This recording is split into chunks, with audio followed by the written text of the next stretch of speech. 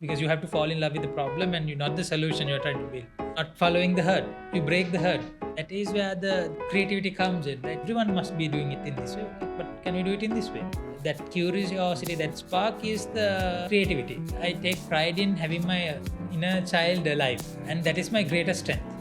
Knowing that your inner child is alive and it'll do all the weird things, even you're a 30-year-old adult, and you let go of your ego, what others will think, and you just do what your inner child is doing.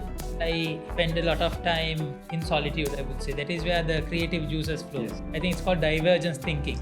And when you have all those options, you sit down and think, shortlist, and then it becomes convergence thinking. That's how I do it. And once you do that once in a way, you're good for like good several months because you're focused. It's self-effort, conscious attempt to detach, not to let the external pressures drive you. I trust that inner voice. That trust gives me the confidence. I would say the number of times I got succeeded is 1 or 2, 2 or 3. 99.9%, it's just... You keep on trying and you will somehow figure it out. That voice always goes in my mind. And for the 8-year-old that you said, again I would say keep on doing it, you will figure it out.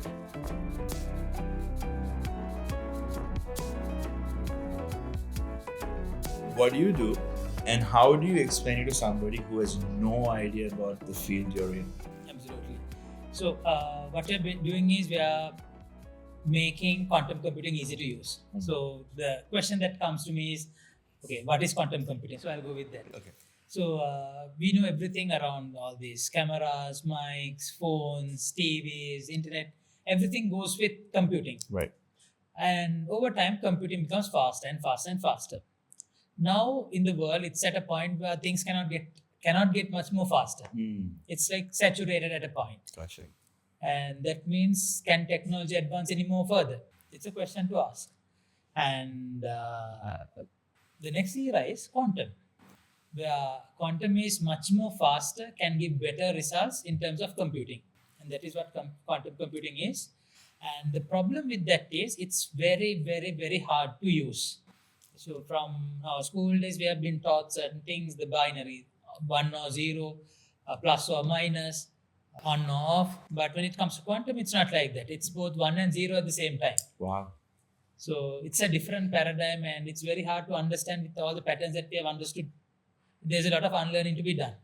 And when it comes to using a quantum computer, you have to live with that. I see. What do you mean by that? So everything that you have to code should be in that 1 and 0 both at the same time kind of a state. So it goes at a very fundamental concept of quantum superposition. That is, anything that you see in the world, an atom or anything, it can be a particle or a wave at the same time. Wow. So that's the concept. So bringing that and trying to write a computer program or a software, it's you go nuts. Right. And there's a problem, like even in the world, the workforce for quantum engineers, it's very less. So we are trying to solve this problem. And we have created a software or an AI agent platform where we help scientists to tell what their requirement is in natural language and maybe share the data that they have. And the AI will do all the hard work and let them use their creativity with their subject knowledge and use the power of quantum to get better results. Example, let's say a person who knows well on chemistry, but doesn't know anything about quantum. How that person can use it is tell different creative combinations, do this, do that, why not try this and that, and run it and give me. The AI will do all the hard work, run it on a quantum computer and give the results. Because the AI cannot do it. It's a person's creativity that would do it. So we are creating this platform for scientists to innovate and find solutions for bigger problems in the world like climate change, drug discovery, pharmaceuticals, likewise. Big answer, but no, it's really, really helpful to understand. I'm curious, how did you get into all of this? Absolutely. So the quantum computing startup has been almost like 1.5 years, 2 years. Okay. But my journey started off somewhere around 2009. So that is when I was schooling. I had a crush on a girl. Okay. And in Sri Lanka, it's a very secretive matter. It's a crime if you get caught. Right. So I got caught to my parents, and apparently they stayed that they did not know, but I was embarrassed. So back in the days, I had my friend Chamat and Roshnal. So what I told them, guys, I got caught, and we need to do something. And what we did was we created a simple mobile app to keep mine and my girlfriend's SMS messages encrypted. So only myself and her could read it. So we used it, and it spreaded like wildfire at the school. And when we woke up, we saw around 50,000 downloads from Sri Lanka and India all together. Wow. And it was a breakthrough. What was it called? It was called TED. TED. Yeah, text encrypt and decrypt. Oh, wow. The simplest thing that we could come up with. And this won the world's second most innovative app at Oracle Silicon Valley. Wow. So we were in Silicon Valley, and we got exposed to Oracle. We were visiting Meta, at that time Facebook. Mhm. So it was a lot of new experiences. How old were you again? That was somewhere around around 14 years old.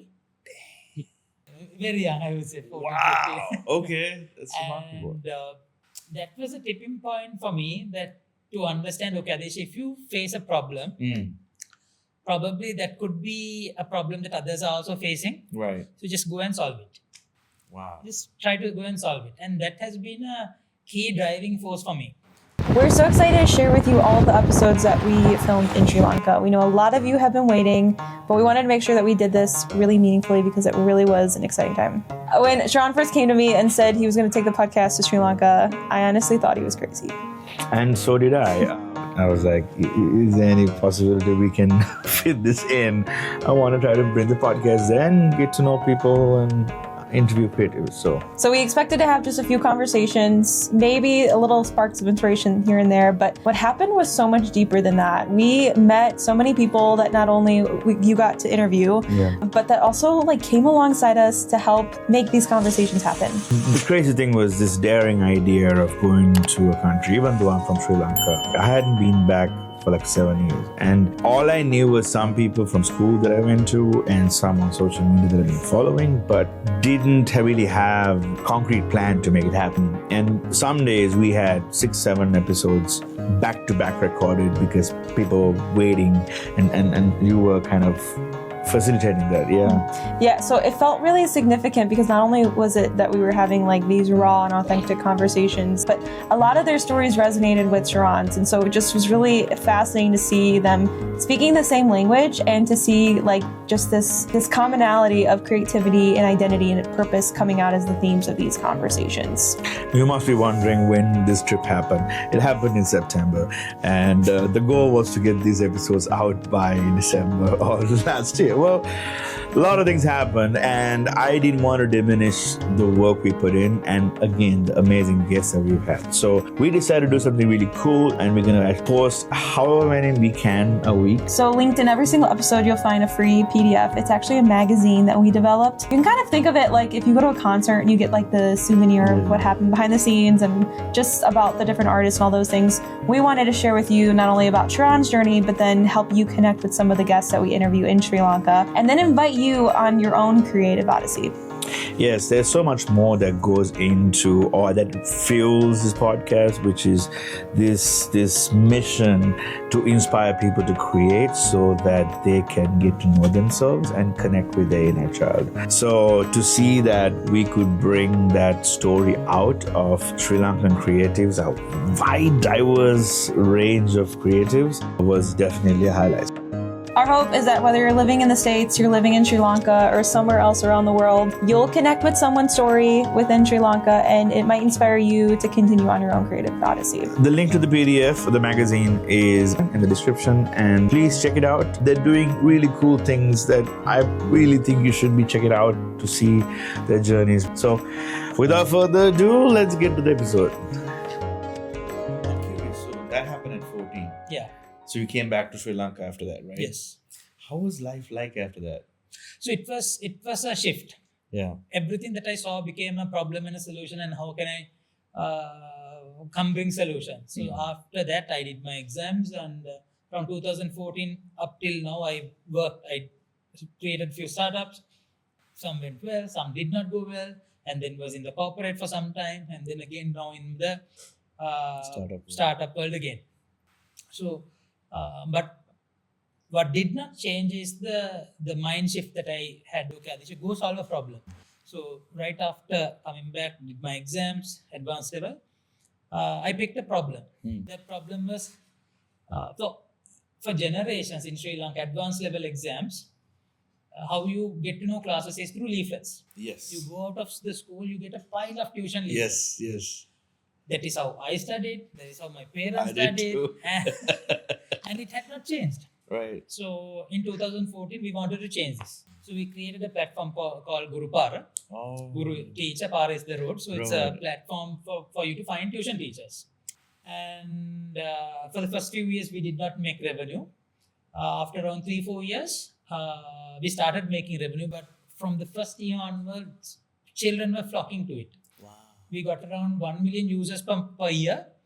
And because it's around 25,000 users, students per batch. So it's a very small market compared. Right. So 1 million users or visits per year is big. Yeah. And predominantly it became a big hit. And when the COVID hit, we transformed it to an LMS. Oh. So all the teachers... LMS is Learning Management System. Absolutely. Yeah. And I think we made through the platform around 700 million rupees were transacted within 7 months of time, 7 to 9 months of time. So it became a journey, and it was another problem we solved, and it became a business. And there are similar little apps we created to do. Yeah. So on one end, we were doing services, and even with those, why clients came to us was our creative thought process, because not every use case is the same. We have to be creative to find solutions. Right. Likewise, and now we are here building quantum and trying to solve bigger problems in the world. Wow. How do you pick the problems? Absolutely. So out of many things, again, it goes to my childhood. I think it's mostly the childhood things or the inner self. So let's talk about the childhood then. Yeah. So before the 14-year-old crush, how was Adhisha like, little Adhisha like? Little Adhisha was mischievous. Definitely not studious. Playing around, getting caught, punishments, that kind of a person. Yeah. And only till about after the last 2 years of college, advanced level got me to the serious track. I think that is where Right. And that was also another tipping point, because I fell in love with physics. Not with applied physics, but with theoretical physics. I see. That's because I love the things that cannot be seen, like let's say the quantum superposition that we spoke about, Yeah. because you have to imagine. Ah. You have to imagine how it will be like. You have to innovate. You have to be creative. Think, okay, something that you cannot see. How will it look like? How to formulate it? Mm-hmm. So that was my skill. And even for exams, I used to create different questions and give to the school, to tuition teachers. Wow. On physics, especially around theoretical physics. And that gave me another creative dot to understand, okay, you love theoretical physics and you're very passionate, and on the other end, you have this go build a business kind of a energy going on. Right. So that actually gave me the idea, if you can commercialize several branches in theoretical physics, there's a fortune to be made. And that's why I thought, okay, in our lifetime or in this generation, quantum is the nearest. And that's how I got into quantum computing. And in 2012, slowly learned. In 2019, I was one of the earliest quantum computing researchers to publish a paper in Sri Lanka. And things, baby steps. Right. So that's how I select the problems, whether it resonates within myself, Right. and whether that alignment is, and if so, I go on.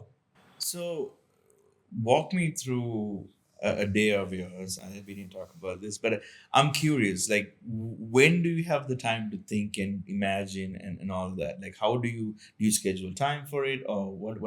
How does it look like? Frankly, it's something I'm trying to build in myself, having living according to a schedule. Frankly, but if I'm to pick, because I would say I'm a little bit untidy. But when it comes to thinking, that I spend a lot of time in solitude, I would say. That is where the creative juices flow. Yes. One thing is I take a lot of time to shower, frankly. Shovel. shower. Okay. Because that is where Archimedes, all those people got the ideas, right? Yeah, shovel. And Yes, true. that solitude gives you ideas, and I think about thoughts, and I like to stay alone, maybe out in the garden, go for a walk. Then I purposefully take those actions when I have a problem. Sometimes I just wander in the garden for like 1 hour, 1.5 hours, just sometimes even sweating, but my mind is wandering on a very specific part. I think it's called divergence thinking. Yeah. And when you have all those options, you sit down and think, shortlist, and then it becomes convergence thinking. That's how I do it. And once you do that once in a way, you are good for like good several months because you are focused. Because you kind of saw the vision behind it. Yes, and I think it's mostly the meditative aspect I practice. Explain to me how. Just close your eyes. Imagine you're looking at a highway and let the vehicles move and travel, and all those vehicles are just different thoughts in your mind, and you just look at them as a person on the side of the road and let the thoughts flow, and then thoughts will flow, and you will slowly see yourself coming to a very calm place. You do it for 10-15 minutes and you are at a very different state of mind, Yeah. and whatever you want to focus, you just put your mind towards it and it goes. And that has been my how would I say, my compass. Yeah. Yeah. It's interesting because I, for the last year and a half, have been doing something similar. I didn't think of it as meditating, but spending like time in solitude, where I call it, because the thing is this, meditation was always something that they always told to like clear your mind, right? And you were trying really hard to clear your mind, and all it happened was like distractions came, right? So I was like, okay, I can't meditate. But like when I started creating or whatever, let's say I'm like sanding a piece of wood or something, I don't play any music or anything like that, and I just kind of like work on it. And as I'm working, the thoughts come. And what I realized was I want to acknowledge the thought. So like you seeing the cars going by, I'm like, oh, that's a thought I had. I acknowledge it, and then all of a sudden it goes away, and then the next thought comes, the next thought comes, and all of a sudden it's quiet. And I call it the flow state. And in that, there's always this like little pings. I call them pings, and I like follow that ping, and I follow the curiosity, and I go and like see what's happening or whatever, and then I learn something about it. As a matter of fact, this idea I had to come to Sri Lanka and stay here for a month, and then record about 20 episodes of Sri Lankan creatives came from that. And I have a notebook nearby in case something comes. I forget all the time, so I write it down. And then I went to my wife and they're like, hey, guess what? You're going to go to Sri Lanka for a month. And then we're going to record 20 episodes. I'm happy to say we passed 20 episodes yesterday. And I have today, I did like 4, and then I have another more like on Tuesday. But so that's super powerful that you have been using. And at what age did you start doing this meditative practice? I would say I really leveraged it like around good 10 years ago. Okay. 10 years ago. That was really young, dude. Yeah. What the heck did you, like, how does a 20-year-old come like, I'm going to start meditating? There has to be something that like drawn you to it, Yeah, right? yeah. I think it was so I think mostly there was a point in time where I thought, okay, I'm saturated, that is probably at that time, Okay. and I want more advice. So my goal was, okay, within 1 or 2 months, I'm going to talk to 100 people and I'm going to get the advice. That was my goal. Wow. And I could not make it to 100, but I spoke to around good 20-30 people. Yeah. And one of those persons that told me was, Adhisha, you need to have experience to grow. That is absolutely yes. But it doesn't necessarily need to be your own experience. Right. You can have other people's experience, you can learn from it. And that was a shift. And in that journey, someone's experience was meditation. Maybe it's I Steve see. Jobs meditating 15 minutes before going to a meeting, or some advice like that, some book or likewise, and that I started replicating, and that really helped. Even before this conversation, I had a On my way, I was Yeah. meditating Yeah. because whole day pitching. Right. It was so much noisy, and on my way, I was just thinking Dubai, meditated for a good 15-20 minutes. No, that's powerful. That's so crazy. It's funny how like now I hear in the tech and CEO founder world, they talk about they call it thinking time, right? And they try to have so much time to think and whatever, at least as a routine and a practice. So it's cool that you're doing the same thing, and I've been doing the same thing in a different way. Now I know what I'm doing. Absolutely. So the problem that you're trying to solve is trying to make quantum computing more accessible for people. Why does this matter so much? So again, this goes to purpose in life. I believe I've been given this exposure, experience for some sort of a reason. I'm not going to go and figure out what is that reason, but for some universal purpose, I have been given this opportunity even to have this conversation, exposure, everything. So, and my responsibility is to give help. If someone is in need, help them. If someone is struggling, help them. Because I have been fortunate and I have been given these opportunities. I was brought up by mentors to different stages, and because of that, I grew. So it's my responsibility, and it just happened without even asking. Yeah. And it's my responsibility to give. So with that thought, with all the intellect exposure we have gathered so far, but I thought, what is the biggest problem we can solve? We should be solving. And if I may ask the question, what is the biggest problem the world is having right now? I mean, global warming. Absolutely spot on. Just to share some context, since the Industrial Revolution started, Yes. few early 90s, so forth, or beginning of it all in the early 80s, like 1980s, like was in that period. Since then to now, the average global temperature is almost at 1.5. This 1.5 is a very important number. The global temperature since then to now, if it exceeds 1.5, it will go to a irreversible climate disaster state. Now we are at a 1.4 kind of a level. Geopolitical, there can be different point of view, but in a scientific, most popular accepted scientific point of view, I'm sharing this. Okay. If this happens, humanity goes away. Climate disasters comes. So even right now, we see the seasons difference. Yes. And there are scientific evidence that there are 9 planetary systems, and out of 9, 6 are already off the charts. So if all 9 goes out, we are in danger. So over the next few years, if we don't cut down half of our carbon emissions and get on track, we are going to hit this 1.5 and be in a very big problem. As humans, we should use our intellect to come solve this problem. And one way to solve this problem is quantum. Climate change happens with global warming, and majority of this carbon emissions that happens in the world is because of the ammonia production. I see. Ammonia production is for food, Right. for the compost or the soil production, Right.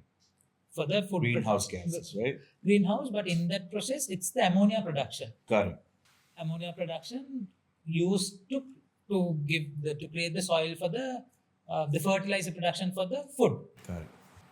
Because the fertilizer production process is highly energy intensive to create the ammonia produced. Got it. But if you look at a microorganism, it can create the same ammonia very simply through enzymes. But right now, factories, they put a lot of energy, pressure to create it. But microorganisms, just tiny animals, creatures, Yeah. they do it. But how do you do it? Nobody knows. Industrially, we call it Haber-Bosch process. Okay. But how does the microorganism does it? Nobody knows. And one way to crack that equation is a quantum computer, because supercomputers cannot simulate that because the process is so complex, Right. computationally heavy. Supercomputers can't do it at the moment. But if a quantum computer can come in, when the hardware is ready, when it comes and do it, there's a huge climate benefit that could come into play. Wow. So this is a big research that is happening all around the world with quantum computers to simulate this process. Gotcha. And similarly, there are so many other areas where quantum computing can be used for climate prediction, modeling, disaster prediction, likewise. So that is why we picked quantum computing, trying to bring the technology for the scientists who does not know quantum and let them be creative and figure out solutions. So we provide the platform for them to use quantum tech. So that's the problem we are trying to solve through quantum. Just for I've heard this other argument for AI and in using that is like all the data centers and all of those things that use all the water to cool the machines down, and that creates more of a damage. What is your thoughts about that? Yeah, that's true. That's true. And the world is moving towards renewable energy. And when like if you look at AWS, there are certain renewable energy locations. Now, when we deploy a solution, we always look at whether it's a renewable energy location and deploy it in that zone. Gotcha. And in that case, the software that you deploy is carbon neutral. I see. So what you're saying is that current sacrifice is going to be taken care of by the solutions that people are going to provide? That is on one hand. On the other hand, most of these tech companies are using renewable energy to power their data centers. So even though as consumers or as developers, we look at the renewable energy locations and deploy our solutions there. I see. So we don't have a higher carbon emission coming in as well because we run on green energy. At the same time, now a lot of tech companies are buying data centers, nuclear plants, likewise to power their AIs. I think that is where the biggest question is. Yes. And that's absolutely correct. And that is where renewable energy storage systems are required. And that is also another place where battery design is also simulated with quantum technologies. Gotcha. That is also a place where quantum tech, the solutions that we build can be helpful. Over the next decade, we are going to focus on quantum for climate, drug discovery, likewise, and keep it there. And when after we are on a safe zone, we might look at giving it to stock exchange for rapid trading or portfolio like finance kind of industries. Wow. But right now, we are focusing on the climate space for quantum. That's super interesting. Thanks for explaining No that to problem. me. I appreciate it. What challenges have you faced so far in this last 10-year period or longer? And what have you learned from them? Absolutely. So, I mean, every day is a challenge. Even if you do a restaurant or a quantum tech company, or you do even the simplest thing that you could do, everything is a challenge because you have to learn. Yeah. It's all about learning. So, if I'm to pick one big challenge was, I'm in Sri Lanka and I'm building a software product for a scientist somewhere in a UK university. That was a challenge for me to initially understand, I have this problem, will he has that problem? Yeah. So I had to hypothetically build a solution for myself and then go and show them, whether this will work for them. That was a big problem. And apparently, I was wrong. Oh, wow. And their feedback was 1 year ago, Adhisha, what you have built is awesome, very valuable, but I have no value in this. So it was very hard to hear because it was the academia that I pitched to, and they were worried, all the PhD people will be using AI for quantum, and there's no value in the research they're going to do. So then we thought, this solution is needed for the industrial researchers. Correct. Now they loved it. For the academia, it was a different solution that we had to build. So those kind of iterations, until we started those iterations, it was difficult. Then we got into a proper feedback loop and we understood their requirements. Then one challenge got resolved. So now it's on a good track. And another challenge. Real quick though, can you explain to me what was going in your mind when they rejected you? So this was not my first time rejection. Because in my previous startups, the ones I mentioned, the edutech platforms, and likewise for 3 to 4 years, we did not make revenue. So I was pitching to teachers to advertise on our platform. Didn't happen. So it was the time when somebody rejected you, you took things personal. Right. So now you like use rejection. Why isn't he buying, or like that person? Now it's like, okay, this is the market denying your product. You become very objective. Okay, what is their pain point? Right. So you objectively assess it. Mm. No, it's nothing personal. You have to be glad. Okay, they gave this real feedback, so you can That's true. that's the way forward. Otherwise, you can't build a company. Mm. Because you have to fall in love with the problem and you're not the solution you're trying to build. So you need to understand what the person's problem is and go try to fix it. You fall in love with the problem, not the solution. Absolutely, yes. Dang, that's brilliant. Yes, I think some Steve Jobs or someone said that. Okay. You fall in love with the problem, not with the solution. So you go and build the perfect solution for that problem. So that professor said, okay, that's not his problem. Yeah. I know, okay, I had to park things aside and interview him again and see what are his problems. Okay, now it became a new universe for me to understand and deliver for them. Right. And I took my previously built product and changed the audience and tried to see whether they have problems. Okay, that audience seems to have that problem. Mm. And I'm building it separately for them. So that's a little bit around that. And then people around quantum is very less skillful. So I have to train them. So that is a challenge. Mm. But now we are also creating a tutorial series Elements for that too. like a mini university for quantum. That makes sense. Yeah. Real quick though, when you look at LMS systems and teaching one-on-one, have you seen the pros and cons in it, or have you been able to just do LMS alone and kind of stand back and watch? Or how does it happen with your experience? Yeah, so I would love the physical sessions. Like when I for a short period I did lectures at the university, Cool. the university in the Nice. computer science department, and I really enjoyed teaching because even though there are 30 students, I was able to group them and understand what they really need and to teach them in the style that they understand. And when that triggers them, I see their creative juices going on. Right. And that gave a different level of satisfaction. Yeah. So for that reason, I prefer physical, but online also you can do it, but the connectivity is not that great. Mm-hmm. You don't see their faces, you don't get to know that whether they really understand. I think LMS directly cannot satisfy that as if you're teaching someone one-to-one or in a group.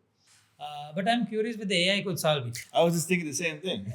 Because I'm like, if there was a way to have the AI understand, like this is like summarize the way people process information. Absolutely. and understand, I bet you could, like the same way, social media, they like really analyze the script and the Exactly. audience and all of those things.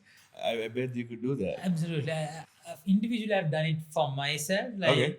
Like I have done this thing called this is 16 personalities. Have you done that? No, I'm not. So there's this platform called 16 personalities. It lasts you 16 some personalities. and Okay. it will do like a personality assessment Okay. and quite detailed. And I've since again almost 5-6 years since Yeah. 5-6 years I've been doing it. So I have the history. So I've uploaded all the data to Wow. the AI. You have to be very careful. Yeah. You're sharing your privacy, but I've done that. And the AI I've prompted in a way such that it would understand my persona and deliver the subject matter in a way that I would understand. Right. And it's so powerful that I can predict my future mistakes with them. Like your weaknesses and like your tendencies Absolutely. And I created like a app for myself, which actually it's called Preview. So that is to preview your life. Oh my gosh. It was a little bit of a hard concept for many to understand, but for me, it Makes predicts my mistakes. Yeah. It's unimaginable to imagine that your future mistakes are encoded in your personality. The funny thing is, I had done similar thing with just ChatGPT because I think last year or something, especially with the business, and I wanted to figure out which direction I want to take this. I literally gave all my experiences. I uploaded my resume and all the projects I worked on in school, in college, and in work situations, and my weaknesses and things that went sour, all that things. I wrote everything, and then I was able to like see like, okay, this is the 10. The reason I get prideful or ego is because this was triggered. And I was like, oh, okay. So if I just understand that that's usually a trigger point for me, then I'm able to recognize it more. Like it's very interesting that like I was doing that, but I never thought about like predicting future problems and mistakes. I That's think usually it's all about how creative you can be. right. Oh my gosh, dude, that's like blowing my mind right now. That's awesome. Do you have siblings? Yes. I have a sister. How does she see you? Like, how does she describe you? I'm curious. Okay, I think I have to describe her like. Okay, yeah. So she's like around three years younger to me, Okay. and she recently graduated, finished 2 masters. Okay. She did her bachelor's in engineering, did an MBA while she was at the university. I don't know how. Wow. And now she's doing 2 PhDs in engineering and economics. Okay. Wow. You guys are really smart. So I don't think there's anything for her to tell. Yeah. about. She's like, okay. Just She's at a making- different level. So Okay. yeah. That's fair. How does your parents see you then? Are they smart as well? I of course, like my father is an engineer Okay. and like a former leadership member of the CEB, Okay. and mother is a teacher. Both retired now. Mm. And how I think they might be seeing me as a brave person Oh, wow. who follows his heart and who is not scared to take decisions. Yeah.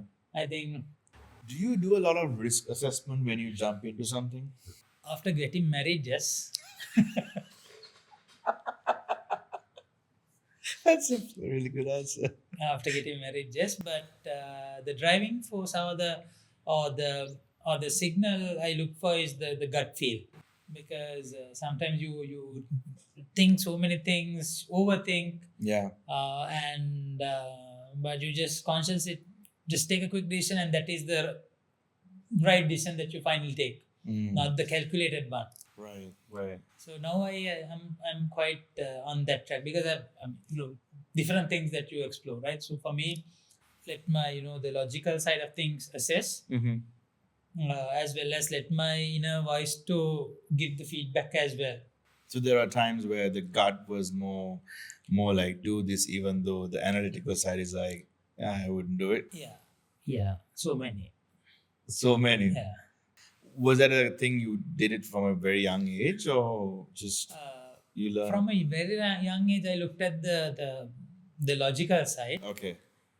But as I grew, I saw the pattern. Okay, especially another good habit I think I had is once in every 3 months, I always try to look at my personality and try to self-assess, understand where I can improve. Okay. Especially after university exams, I come home during the weekend. What I do is I completely try to crack myself. Okay, good habits, bad habits, likewise. Wow. Okay. I don't know, for some reason that has been a habit for me a good 7-8 years now. And in that journey, I understood the things that I took as gut decisions are correct, and the ones that I took as calculated things, well planned, did not make it. Have you ever struggled with imposter syndrome and like negative self-talk? Absolutely. And I did not know that is a common thing even. Oh, wow. And, Okay. knowing that there is a thing like that itself Mm. made me detach from it and understand, okay, that's nature.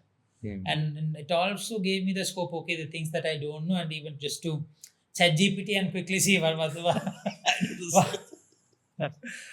to quickly grasp some knowledge around it. So It's crazy. I think AI really helped me kind of analyze the things about myself and see what things come from a place of like a label that I got from a past to like, oh no, actually this is a good idea. Like let's explore it and like learn more and things like that. I mean, I use AI all the time. It's because like, I've been able to just learn so much about so many things because of my curiosity. So that's super cool that you use it those ways too. Like, I didn't even care about the privacy thing. I'm like, no, this is gonna help me. Like, I don't care. Who knows what? I mentioned to you about how I look at creativity and how I think everybody's creative, and creativity should not just be used in the artistic side of it. How do you define creativity, and kind of enlighten me here? So how I would say creativity, it's not tech or it's not arts. Fundamentally, it's being a mismatcher. A mismatcher. Yeah, like it's not not being a matcher, like not following the herd. You break the herd. You don't have to fit in. Yeah, you don't have to. I think that is where the creativity comes in, right? Like, can we do it in this way?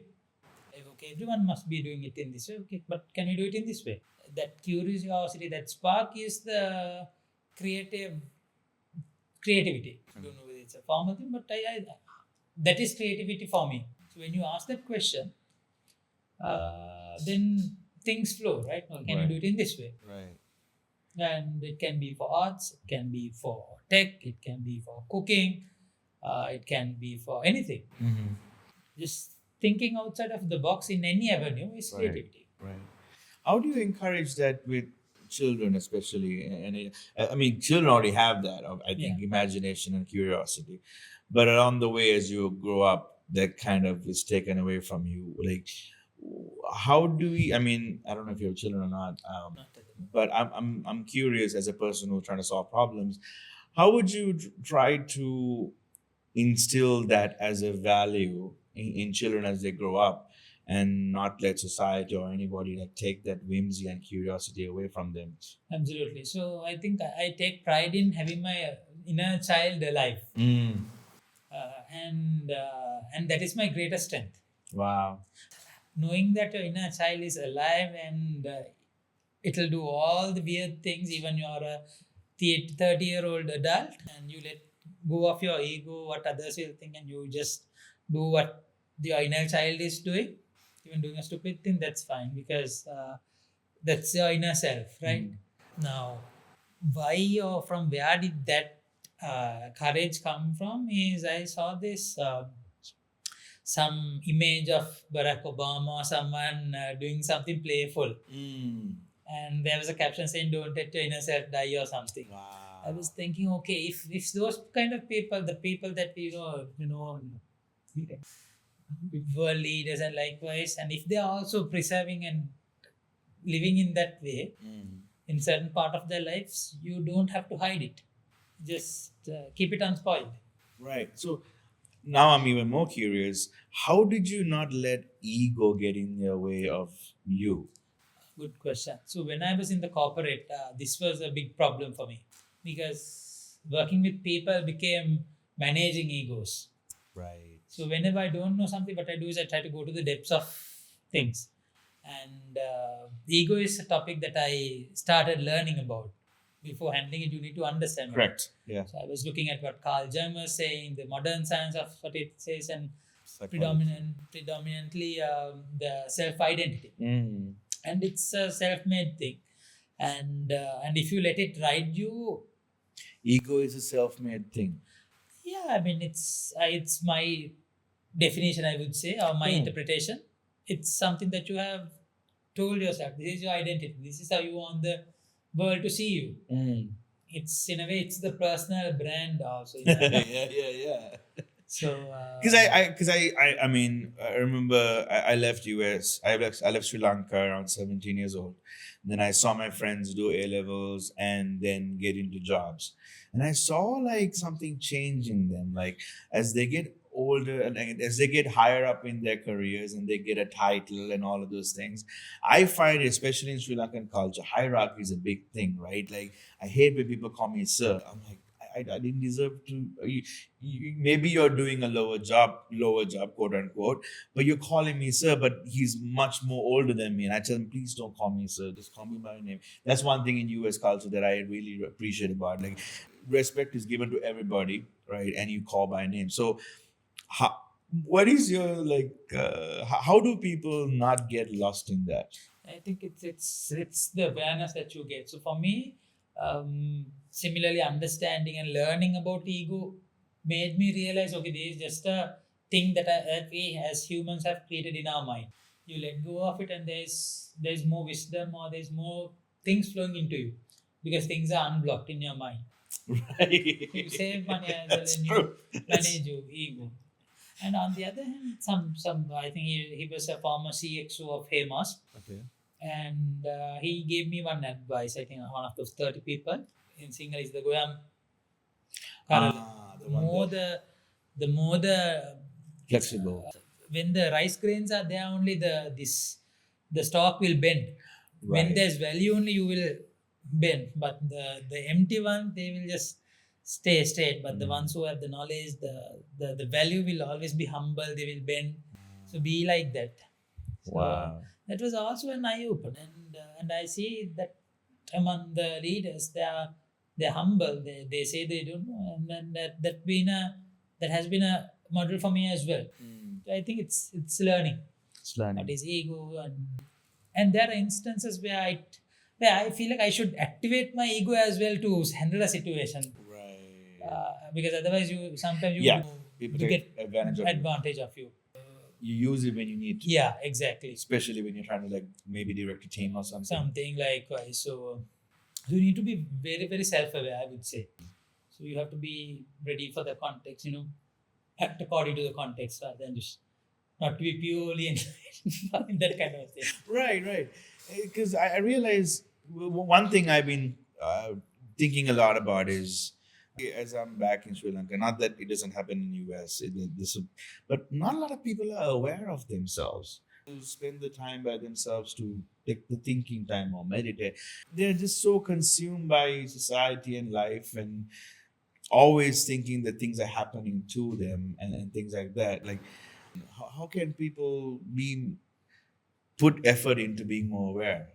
Yeah, I mean it's unfortunate because it's a big machine that you are running in, right? And you have to really detach from it and see, okay, this is how the world I see and how it runs, and get out of it. Like, let's say you wake up in the morning, go for the job, get the paycheck, likewise you cycle. It's a cycle. Just take a step back and just observe, okay, what's really happening, and then understand what you are doing, where are you spending your time. So I time track, like for the last 10-12 years I've been time tracking, Got it. and I see where my time is going, and or at least I used to say where my time has been mostly spent. So maybe at least knowing what you're doing on a daily basis and having a track of it will at least give you a sense of self-awareness. At least you know what's happening with you. When you know that, you can at least compare it with the world and see whether you are doing what you need to be doing in life.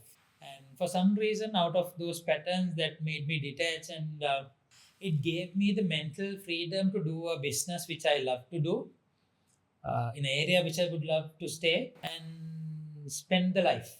And for me, I was just looking it in one paradigm, okay, or in one perspective, okay, it's the business, the global impact that I have to do. That was my perspective some years ago. But as time flew, I understood it's also another branded machine that we are living in. But if you really think, have you even thought of the responsibilities that you have to have as a son for our parents? Where does that fall in the whole global impact that we're trying to do? Right.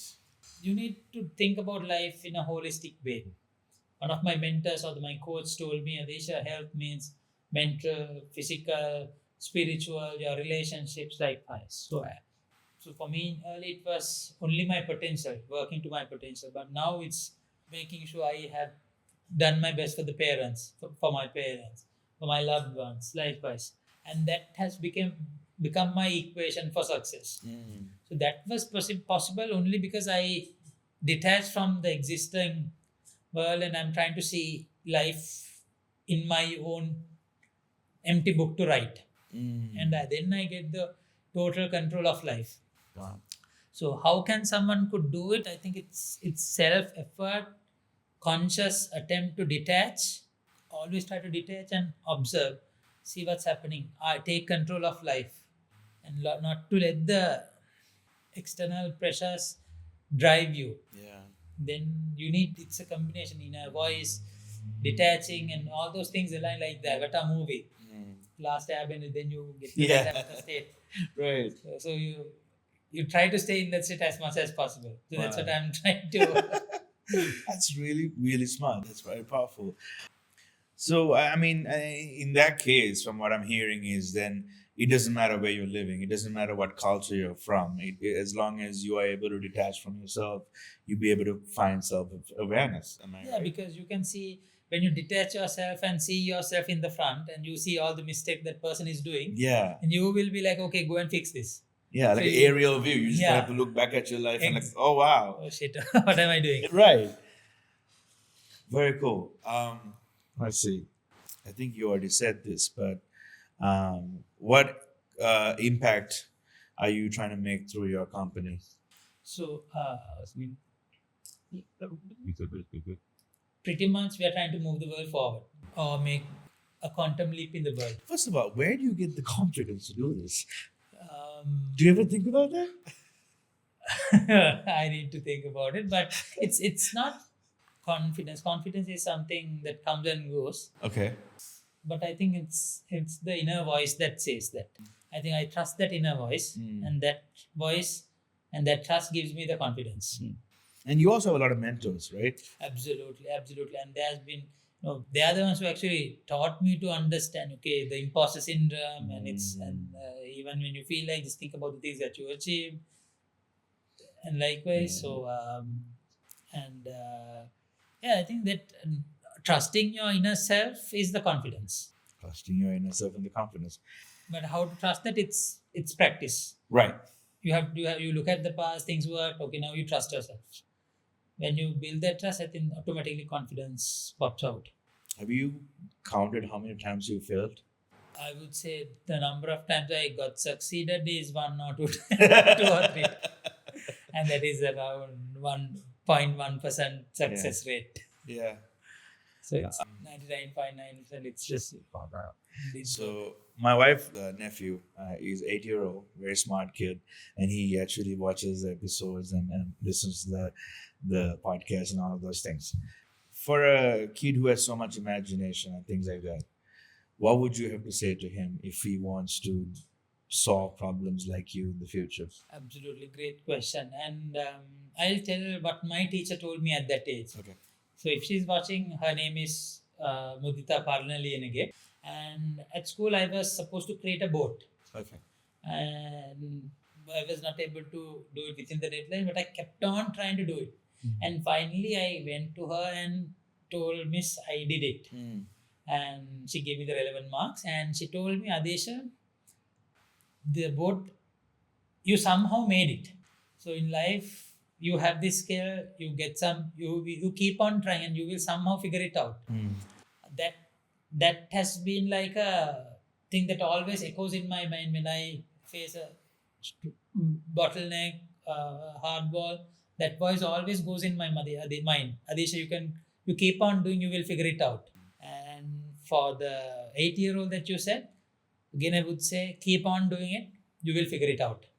Keep on doing it. Lincoln, listen to that. Keep on doing it, and you'll figure it out. Adhisha, thank you so much for being on the podcast. I am super grateful. I learned a lot from you, and I think if anybody is watching this and you're like being inspired right now, I'll put how to connect with Adhisha, and also find a way to connect with yourself, to pull back from your life and to like analyzing. Analyzing is the best way possible, and also things like meditation and creating. Try to do that, because there is so much creativity inside you that if you actually tap into that, you can actually solve problems to help the world. That's all we have today. All I gotta say is keep dreaming, keep creating, and keep going on your own creative odyssey. Until next time, see you later.